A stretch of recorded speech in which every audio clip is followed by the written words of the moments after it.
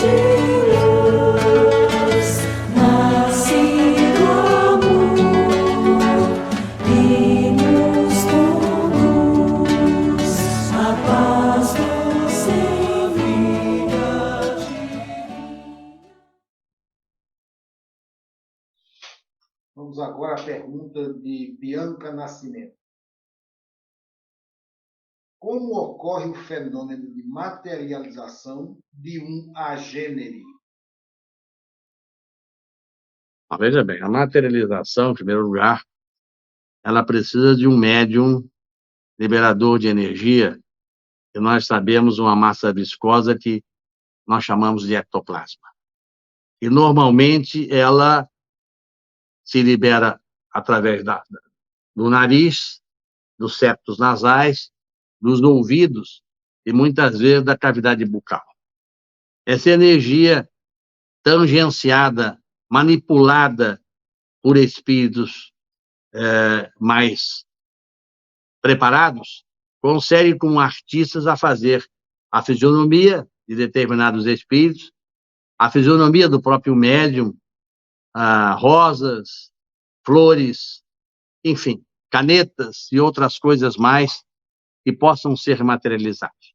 Normalmente, esse trabalho, ele exige muito cuidado e ele exige muita proteção espiritual por uma razão muito simples. Ele precisa, porque o médium que libera ectoplasma pede muita energia. E se não tiver a proteção de espíritos iluminados a zelar por esse trabalho, que deve ter um fim, geralmente um fim elevado, não um fim apenas de mostrar a presença espiritual. Então, esse zelo, essa proteção, ela é indispensável para que nós não lesemos o médium, levando ele a situações muito difíceis, inclusive do ponto de vista físico. Então, a materialização, ela deve ser feita sob muitos cuidados e sob muitas restrições. Ela não é colocada como se fosse, assim, uma tentativa de provar a vivência dos espíritos. E, como consequência, a plastia que eles possam fazer dentro do mundo espiritual. Então, essa plastia, essa formação da matéria, depende muito do seu propósito.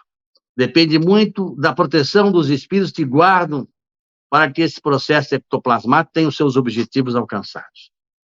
Todas as vezes que isso é feito, por exemplo, quando nós partíamos para reuniões cujos efeitos ectoplasmáticos eram visíveis, antes de entrarmos nas câmaras fluídicas, nós éramos pesados para ver o peso e depois pesados quando saímos da câmara fluídica.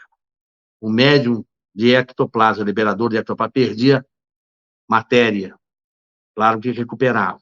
Por isso que, naqueles 2 dias antes das câmaras, nós utilizávamos muito o suco de frutas, as mais variadas, frutas da época ou não, para que pudéssemos, naturalmente, auxiliar não só os médiuns participantes, mas aquele que haveria de produzir o fenômeno ectoplasmático. Então, assim, é preciso que, em circunstâncias especiais e recomendada pelos espíritos, quando necessários, ocorra, não como um teste, seja provacional, ou seja um teste para manipular as energias provenientes do ectoplasma. Porque, muitas vezes, se não houver uma proteção, se não houver um amparo adequado, ela pode ser usada pelos espíritos infelizes, pelos espíritos obsessores. Porque, para uma reunião de ectoplasma, os médiuns têm que estar com uma disciplina alimentar muito rígida, uma disciplina mental sintonizada, evangelicamente, cujo propósito seja naturalmente o bem. Então, tudo isto, a alimentação adequada e a preparação mental indispensável, e a chegada aos trabalhos com 1 hora e meia antes, é indispensável para que se possa alcançar os objetivos. Diversas vezes, supostamente preparados, adentramos as câmaras fluídicas e nada ocorreu, recebendo dos espíritos depois a informação de que não estávamos tão bem preparados como imaginávamos. Efeitos mentais, conversas desnecessárias, ou mesmo até fofocas ou qualquer outra coisa, no dia havia prejudicado a sintonia e a aproximação com os espíritos. Portanto, o fenômeno ectoplasmático, ele é um fenômeno de demonstração extraordinária da imortalidade e da plastia do mundo espiritual em relação à formação com a matéria ectoplasmática. É uma matéria semiporosa, semimaterial, por isso é moldada pelos espíritos, porque se fosse só a matéria não seria possível. Agora, requer muito preparo, requer muita disciplina e requer um propósito muito elevado.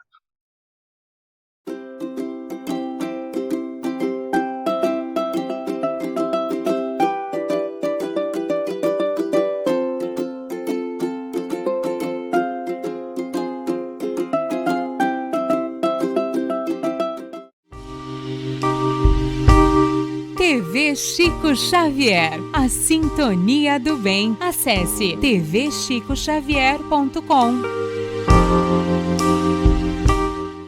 E nestas voltas eu vou, cantando a canção tão feliz que diz: ai lili, ai lô.